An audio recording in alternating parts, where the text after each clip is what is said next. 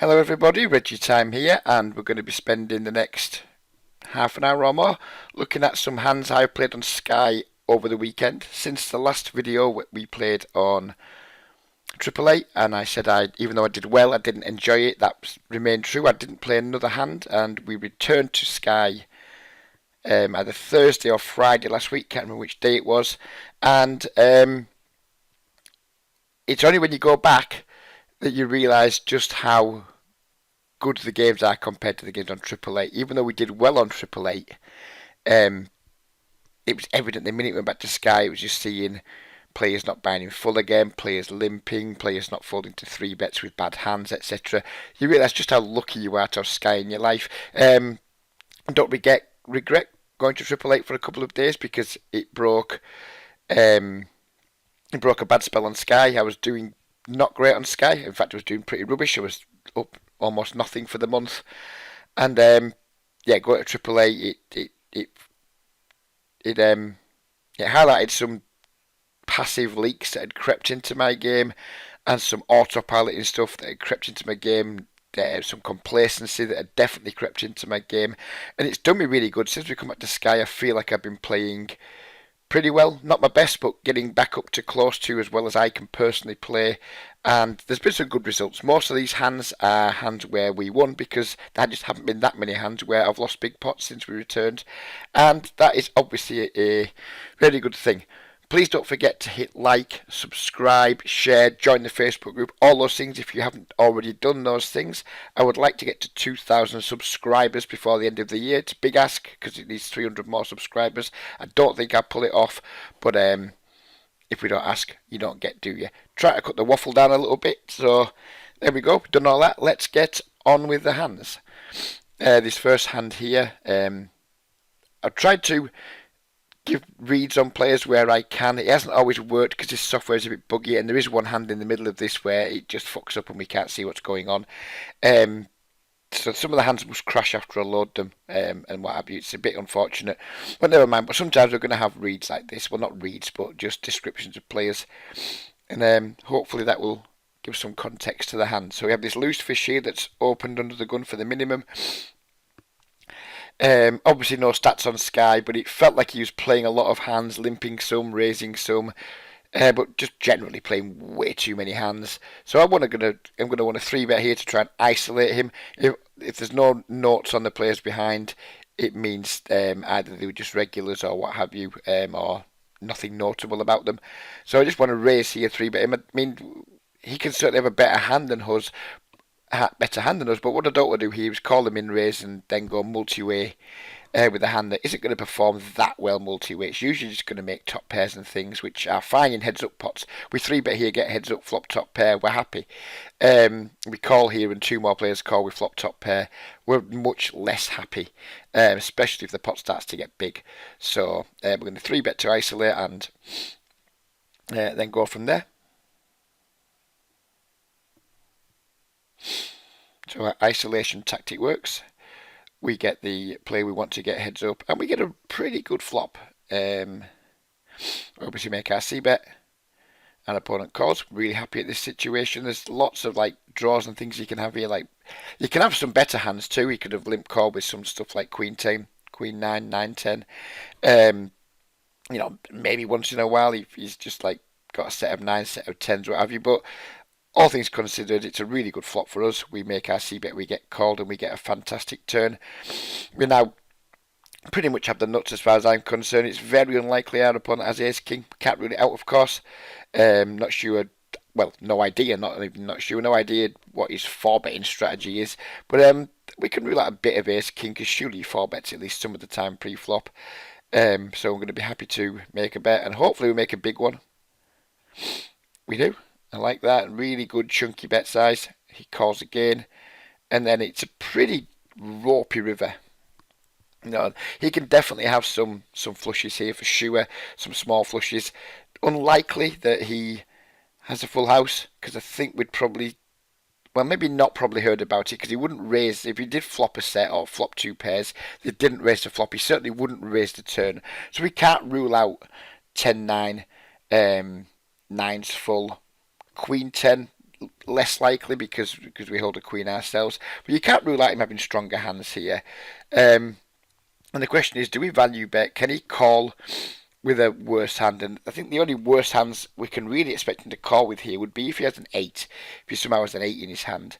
Obviously, if he calls with a king with chop here, he can still very once in a while have ace king. He could definitely have flushes and some full houses.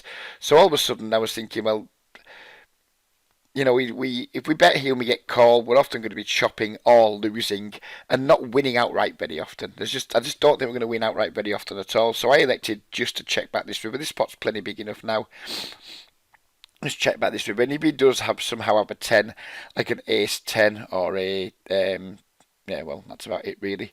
8-10 as well, I guess, would pay us off here for sure. Then it's unfortunate that we missed some value, but overall I think it's a reasonable check back, which is what I did.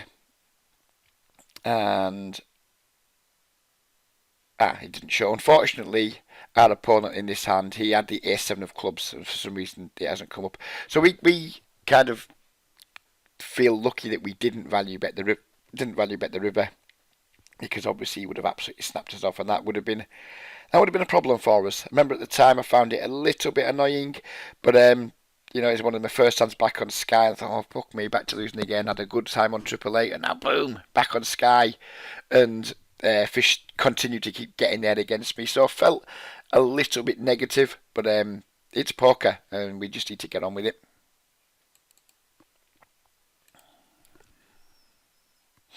On to the next hand, we have the 5-7 of diamonds.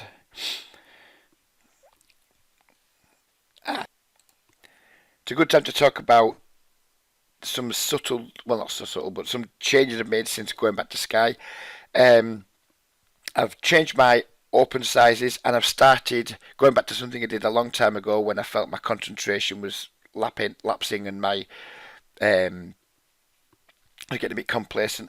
Started typing bet sizes in. Now I didn't do it there. I just min-raised. I've made my open sizes smaller from all positions with like all parts of my range, and I've started typing bet sizes in both pre-flop and post-flop. Now I didn't type a bet size in here, but it's something you'll see later in the video. I think it's important for me to do that when I feel like I'm autopiloting or being complacent. It's also helping me get my bet sizes slightly bigger too, because instead of just like hitting the 2x or 3x pre-flop, or the 4x pre-flop, or just hitting half pot and doing a bit of a scroll either way in your mouse wheel post-flop, actually looking at the pot size, deciding on the bet size and typing it in, it really just makes me play a lot better. And you'll see that later in the video where I'm using some not unusual sizings, because I mean, how unusual can things be, but not just super standard like half pot, click, that'll do sort of stuff. They can see there's more thought going into the sizing that I'm using. But anyway, that's by the by for now. We flop a flush draw here, and this was like a pretty tight regular. Don't know too much about him. He just felt he was playing tight. Not particularly creative, I thought. Which, when I'm thinking back about my read on this player, makes my line here possibly somewhat spewy, but we'll see as it goes on. So he checks, we make a small C bet, and he raises, and lots and lots of regulars are going to attack small C bets on these boards with raises. It's just the dynamic of the game now. If this raise had come from a fish, I'd be a lot more concerned that he had a strong hand or a really strong draw. But when regulars check raise on these board textures, there's just like a lot of bravado going on. Well, not bravado, it's the wrong way, but just knowing that you can't really have too many strong hands on these boards, knowing that this board possibly slightly favours the big blind over the buttons range, etc. So there is a lot of raising going on here. It's something that I do myself. I will also attack these board textures when regular C bet. I think it's better to attack these types of board textures versus early position raises and late position raises, because early position raises will have will be a lot more high card heavy than late position raises are. But yeah, I didn't give it too much credit, even though I thought this player was tight and not particularly creative. I'm still not willing to give this too much credit on this board texture. I mean, if he's got a really strong hand, then we have equity against it, and if he doesn't have a really strong hand, then maybe we can get some folds from him. So I did elect to go with a 3-bet, or at least I think I did. I did. Another point just called. At this point, when he just calls, I was expecting him to maybe have some um, like slightly better draws, possibly. Maybe he's the type of player who like takes a hand like pocket nines here and raises with it, or just two over cards. I'm not really sure. This is a pretty awful turn card for us because he can have like plenty of like top pairs in his range that just aren't going to fold now.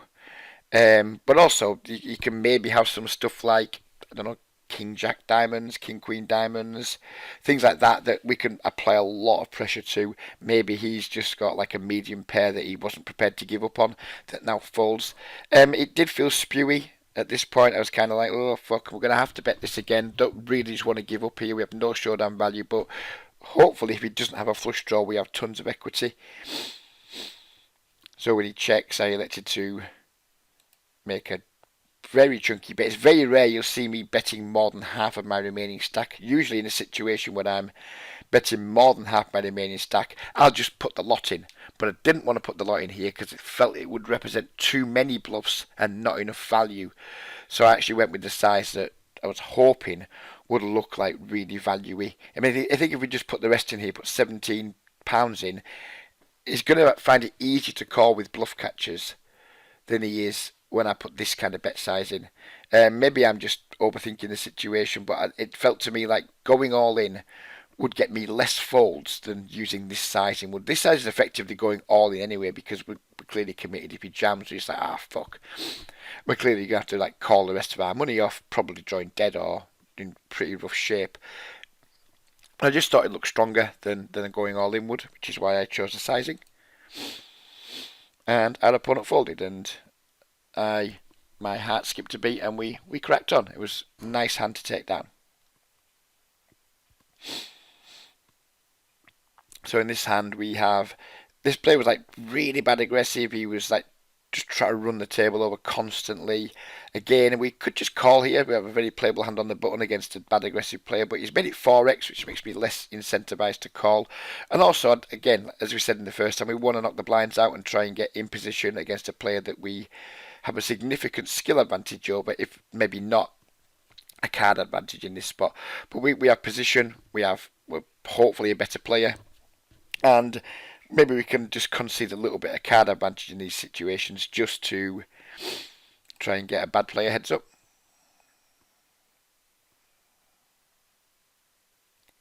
He obviously called, didn't expect anything else.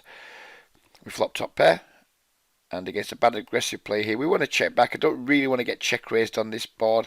I'm happy checking back a hand as strong as this and then using it to catch any bluffs from him on later streets. If he bets, we can just comfortably call down now, unless the board's like a dreadful like king ace run out or something. Plan here was just check back, call down two streets if he bet, and if he didn't bet, then make sure we get a bet in on both streets. That was the plan. He bets a turn. We now pick up the flush draw. Could contemplate raising here, but I think we'd be overplaying our hand. And given that we think he's bad aggressive, we want him that he's going to have way more bluffs here than your average bear. So just call and allow him to continue doing his thing, which is what we did. River's a break, and he puts a really big bomb in. I find it a very comfortable call, and he turned up with something, well, yeah, you can see for yourself. Pretty bad bluff from our opponent there. Bad call pre, and bad bluff afterwards. This hand, I'm not sure if this is the one that goes a bit wonky. I'm not sure. Yeah, that's just a hand that, who knows what happened in that hand. Looks like we've somehow won a decent sized pot, but we're not going to get to see the action because Poker Hand Replays decided just to be a twat. Well, I think we somehow managed to get it all in this hand and stack a fish. Although it's not showing up there. So on to the next hand. So we have a very bad aggressive player here, min raising under the gun. We have a very loose passive player calling from the cutoff, and we have a hand like 8-6 suited on the button. I can go two ways with this. Sometimes don't mind folding it. Never going to 3-bet it.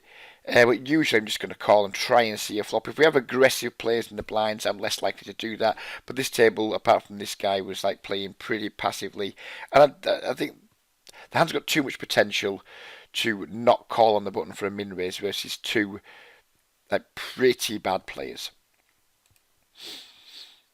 So we did call, and we flopped gin. The question here is now, do we call or raise against a very bad aggressive player? And I don't remember what I did in this hand, but I think I'd like to see myself raise here. Our hand's just too vulnerable to either getting outdrawn or, you know, if our opponent is drawing dead here with like a top pair type hand or drawing almost dead, I don't want another club to come to kill my action. So I think we need to be raising here. I don't remember if I did, but I'd be disappointed if I don't. And probably quite a sizable raise too. I don't want to just make this something like £4. It'd be too small. If he does have like a single club, it's going to be giving him like too much of a good price to draw. And it's not going to be putting him in too many problems with like top pairs or hopefully over pairs that don't contain the club, etc. So I'd like to put like a decent size raise in now. Hopefully it induces a jam from him, or at least gives us a chance to make a really healthy turn bet if the board doesn't change. 552, happy enough with that. He calls. Beautiful safe turn card, and it just like goes, right, he only has 682 left. He goes all in, which is weird. Obviously we have the easiest call ever, and he's just drawing absolutely dead. I mean, who knows why he's calling on that flop. I don't hate the fact he's open this hand. In fact, it's completely fine. His c-bet is bad. His call of the raise is appalling, and his turn jam is just like whatever. But this is Sky Poker, and these things happen. And when you're hot, you're hot. You flop flushes against people who just want to bluff off, you know, like 70 blind, 60 blind, whatever it was, and it was a thing of beauty. Here we have the King 9 in the cut-off, and as you can see, we're going to 50 pence. Usually this would have been a 60 pence open from me. Just small things, just forcing myself to type a bet in rather than just click a button. Just helps, I find it helps keep my concentration better. And this says pre-lag poor. I think it was like pre-loose aggressive, post aggressive. Could be wrong, but I think that's what it was. Anyway, we flop a really strong draw. We go with the c-bet. An opponent calls. Turn the second nuts. Bet again. An opponent calls. And river is a queen. And I think, if I remember correctly, let's just play it on. I think I elect to check here. And the reason why I check is because if he has a queen, he's going to bet for sure. If he has a flush, he's going to bet for sure. If he has a straight, he's going to bet for sure.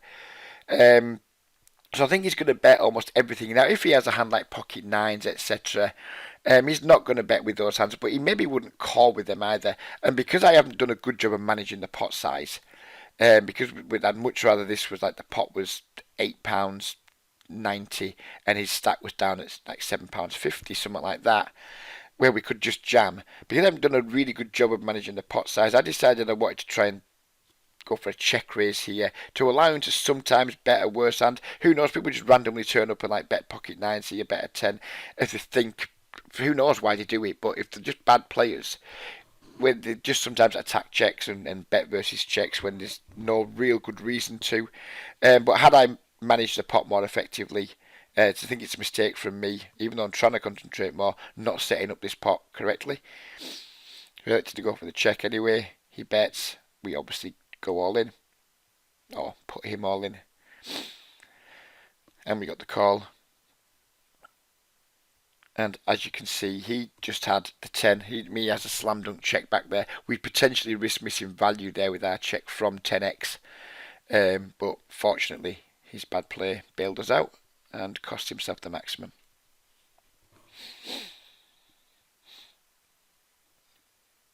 Pocket kings here. We isolate a limper and pick up a caller behind of a 50 blind stack or thereabouts. A pretty good flop, and this guy was doing quite a lot of stabbing versus missed c-bets. It was like this table was going multi-way quite a lot, and he was quite happy to just stab in position when when it checked to him when he was allowed to. So I decided to try and set up here. I want to try and get 2 bets in on this flop before the board gets too scary. Hopefully try and get it all in on this flop before it gets too scary. Hopefully he bets, we raise, he jams or whatever. If we just bet here, he's just going to call or fold a lot probably. And then we're going to be out of position. With not that many turns we're going to be in love with. We're still going to love our hand and we're going to commit to it. But I wanted to try and get 2 bets in here. It's a line I've started introducing into my play versus players who I think aren't very good at poker and who aren't thinking on a particularly high level. Try to get 2 bets in on early streets to build the pot quickly. We do run the risk of allowing free cards to come off, which can hurt us, and missing value. I'm fully aware of that, but I think we're compensated for that with the times we managed to do get 2 bets in on early streets, and it builds the pot to allow us to felt players in spots where perhaps other players who just take a bet line don't felt players. So I think there's some downsides to it, but I also think there's some upsides to it. It's not a strategy I see many people using. It's one I think works particularly well on Sky, but it's not going to work out too well in this hand. He bets 20 pence. We get the raise in. He does the click back. I'm like, uh-oh. But obviously we're just going to jam anyway. He calls. And, yeah, he has to set. And, spoiler alert, we do not get there. But we're not going to complain. If we're going to get our overpairs cracked by sets, let's get them cracked by people who only have 50 blinds in their stack. Pick the positive out of it. Move on, we have Ace-Jack offsuit. A regular opens. We just call because there's some bad plays behind us, bad loose, bad Betty. So this could be a 3 bet sometimes. Could even be a fold sometimes versus a regular's middle position open. I'm not in love with Ace Jack. I think I was more incentivized to play because of the bad players behind rather than because of Ace Jack's value against this person's range.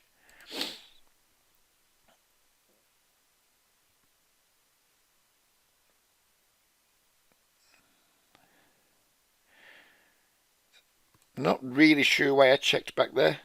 I think we're potentially risking value against this dude. I mean, they're very loose. I don't know if this is just like maybe I put very loose aggressive and that's not coming up. I don't know. Because you can see they're bad, very L. Who knows? But yeah, that's a great check back, to be honest with you. Not particularly proud of that one.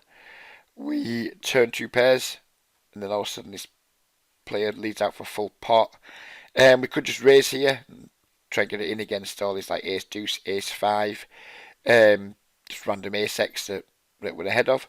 But at the same time, we could just call and allow him to continue betting. I mean, if a club comes, then so what? We're just going to call off anyway. So I did like to call and just allow my opponent to keep on betting worse hands.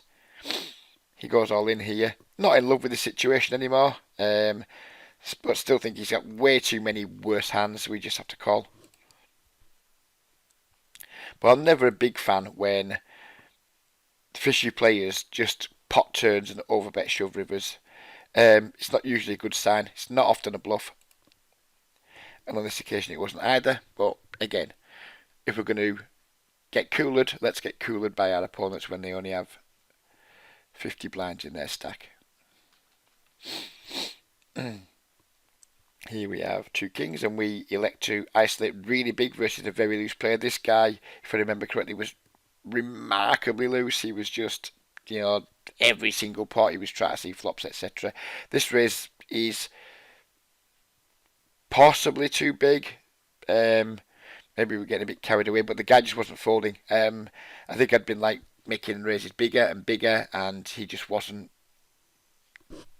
It wasn't in the mood to fold them. So when I'm in them situations, I just keep making my raises bigger, bigger, bigger till he finally folds, and then I go back to the previous size.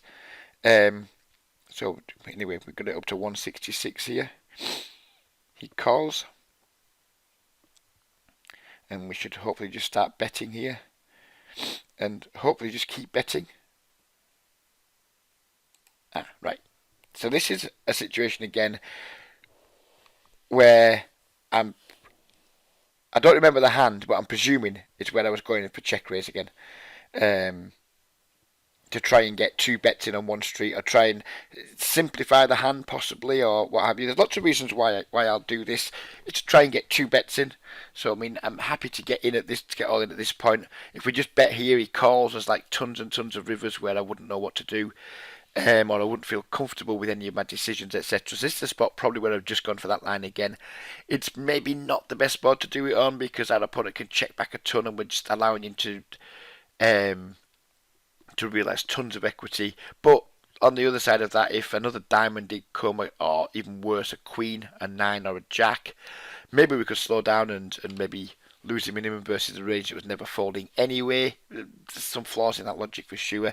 But overall, maybe this isn't the best board to do it on, but I do like my overall strategy of like checking to try and get two bets in versus bad players. I would never do this against a regular, but against fishes, I think it can be fine. It's risky. We're gambling. Might have some reasonable equity here. Our hand might need some decent amount of protection here. So we are gambling that we're going to allow our opponent to like realise their equity. We are gambling that we might end up with the worst hand here. But now, the upside is sometimes you get to get check raises and get all the money in here against hands like Queen Jack, etc. So there is two sides to the coin. I personally think it works out better a lot of the time doing this. Although I accept that you are playing with fire when you're doing it and you are increasing your variance somewhat. I do check our opponent bets huge. We stick the jam in. He calls. And we get it in against Queen 10, which is a pretty good situation for us. And again, it worked out nicely. And that isn't me playing results because it's something that I have given thought to, and it's definitely it's a strategy I've been employing. A lot of you guys might not like it, and I understand why, but it feels like it works really well. Yeah, it's higher variance, and when you're running bad, it can get very expensive. Well, imagine had we bet this turn and then he called. Then we either don't win any more on the river, or even worse, we check and he does what he does in the turn and bombs a massive bet in. And we have to fold on this board. Two kings no good on this board versus like a line of bet turn, he calls, check river, he bombs. So, there are ups and downs to it for sure, but there is in any poker line we take. There's pros and cons to every poker line. And I'm happy with the strategy at the moment, and it's something I um, plan on continuing doing versus the right players.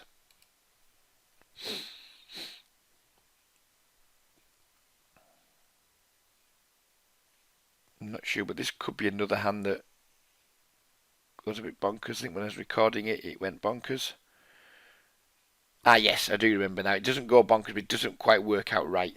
So we bet here with our top pair. Fishy player calls. He calls. Turn trips. We bet again. Now at this point, this player went all in.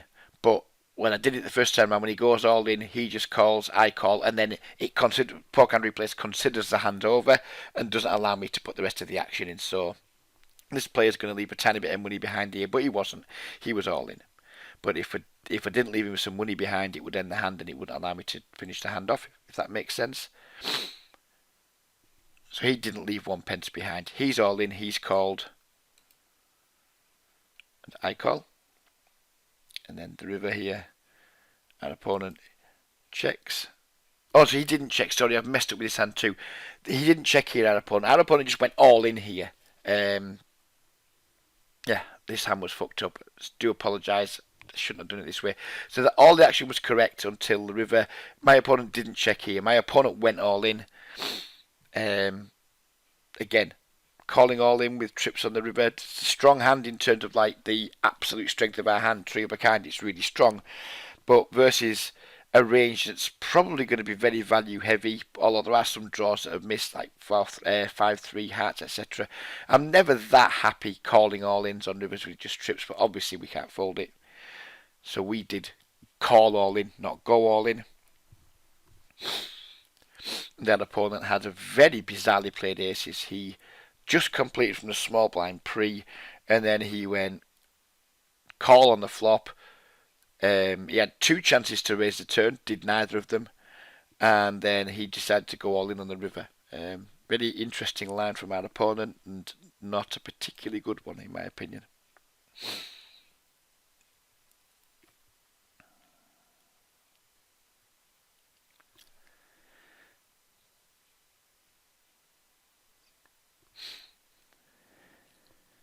It's a 30 L table now.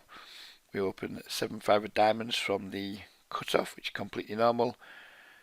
An opponent, he was playing not loads and loads of hands, but more than you would expect from like an unknown regular. He was not mega loose, but he was in too many pots and he was quite aggro. So when he leads out here, I'm not sure if he's a sort of like bad aggressive player who just hits an ace and leads out here, never with the plan of never folding, or I'm not sure if he's the sort of player who leads out with draws here, leads out with the 10, leads out with the who knows what pocket eights. He was very aggressive. I guess he can have all kinds of things in his range, including top pairs, under pairs, draws, air. Um, but it's a small-ish bet. We have loose passive play on the button, so we're very unlikely to get squeezed here if we call. So I did elect to call, I think. Loose passive play gets out of the way.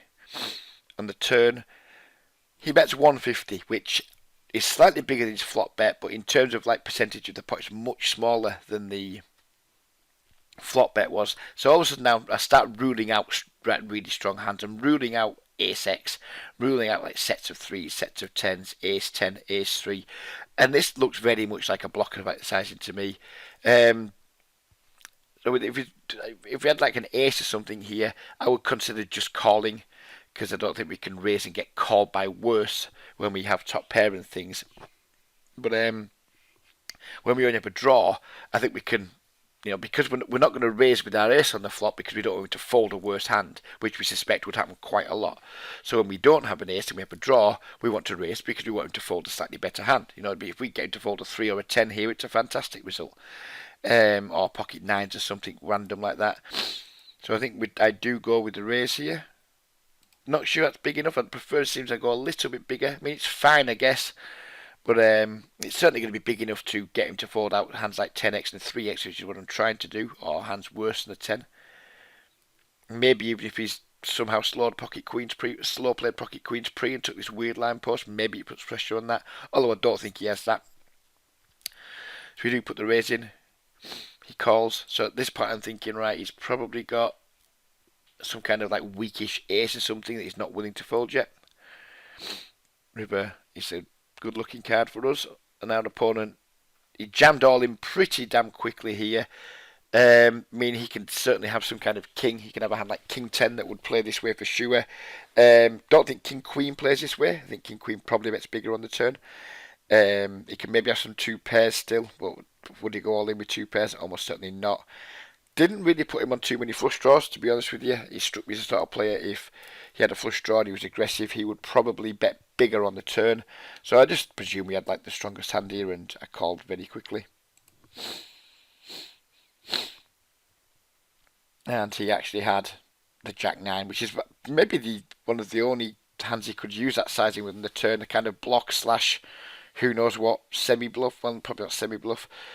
It's unfortunate because I didn't think he could have many flushes, but I guess a pair and a flush draw is like one hand that maybe makes sense with the sizing he chose. I don't like the sizing myself, but yeah, so it was disappointing because when he went all in, I was just, oh boom, we've won a stack. Turns out we didn't win a stack, but yeah, interesting hand nevertheless, I thought.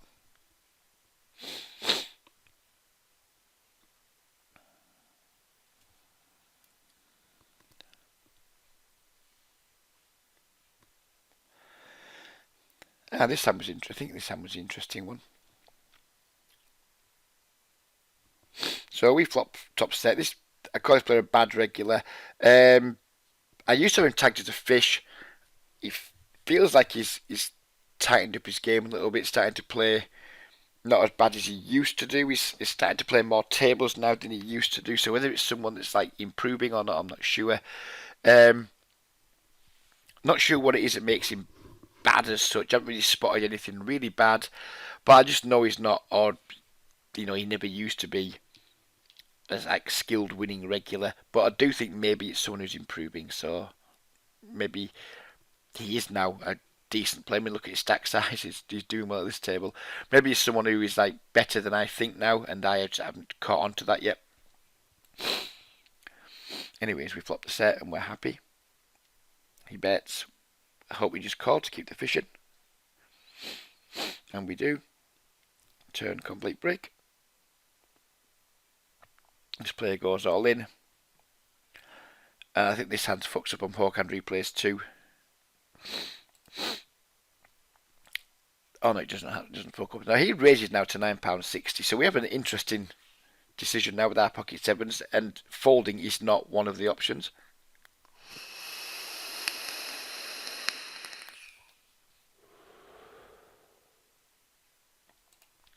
Sorry about the bad timing on the vape there.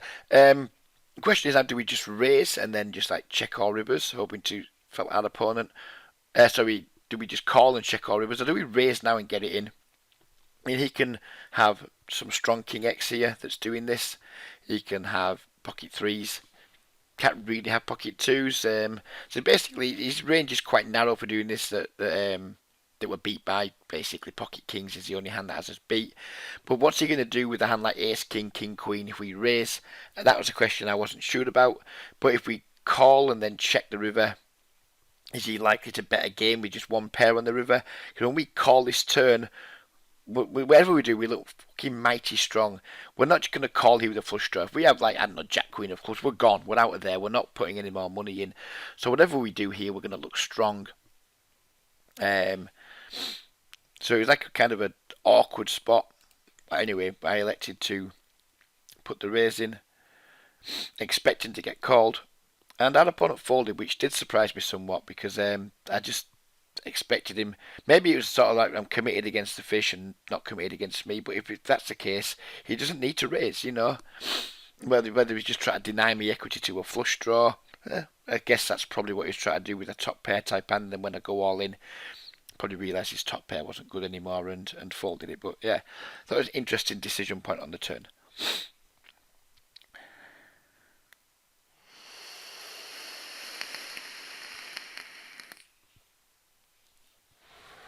Oh, and that's it. That's the last hand. I thought there was one more hand to come, but there wasn't. So there we go. 37 minutes of hopefully some interesting action for you guys. Let me know in the comments what you think of some of the hands that we played. And yeah, don't forget, if you've got this far, I'm presuming you've enjoyed the video, please don't forget to hit like. And if you're not yet a subscriber, please don't forget to hit subscribe. Okay, we'll leave it there. Thanks very much for watching, everybody. Take care and goodbye for now.